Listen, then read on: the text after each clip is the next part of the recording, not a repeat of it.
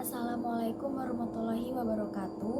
Nama saya Audina El Rahmah, NIM 21103040166. Di sini saya akan menjelaskan terkait pasal 43 dari Konvensi Wina tahun 1969. Untuk bunyi pasalnya ada di sini.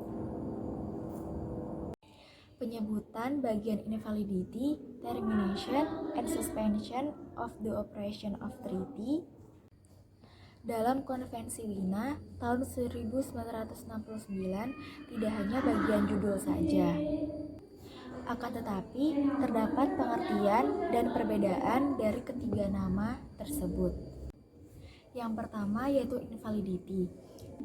Invalidity adalah suatu perjanjian yang sifatnya itu tidak sah, dikarenakan hal-hal tertentu yang terjadi baik sebelum dan selama berlangsung.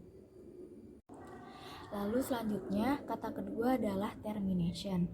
Termination ini merujuk kepada tindakan penghentian dari suatu perjanjian tersebut.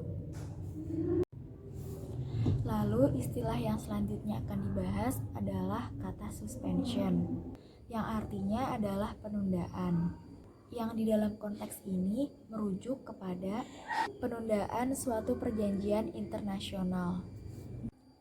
Dalam pasal 43 mengatur bahwa tidak sahnya, berakhirnya, dan pemutusan suatu perjanjian dari suatu pihak dalam perjanjian tidak akan mengganggu suatu negara untuk memenuhi sebuah kewajiban suatu negara yang berdasarkan hukum internasional umum. Berakhirnya pengikatan diri pada suatu perjanjian internasional pada dasarnya harus disepakati oleh para pihak dari suatu perjanjian. Dalam Konvensi Wina tahun 1969 membedakan pengakhiran perjanjian yang didasarkan pada kesepakatan para pihak dengan pengakhiran yang dilakukan secara sepihak, seperti pembatalan dan pemberhentian sementara. Hal tersebut telah ditetapkan melalui prosedur yang ada di dalam Konvensi Wina tahun 1969, terutama pada pasal 43 ini, yaitu tentang invalidity, termination, and suspension of the operation of the treaty. Tidak sah atau ketidakabsahan dari suatu perjanjian internasional merupakan salah satu penyebab mengapa suatu perjanjian dapat berakhir. Karena suatu ketidakabsahan dari suatu perjanjian internasional dapat dilakukan sebelum adanya perjanjian.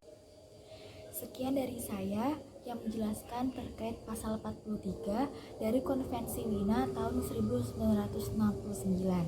Karena pasal ini hanya menjelaskan terkait ketentuan umumnya saja, dan selanjutnya akan dijelaskan secara terperinci oleh pasal-pasal berikutnya. Terima kasih. Wassalamualaikum warahmatullahi wabarakatuh.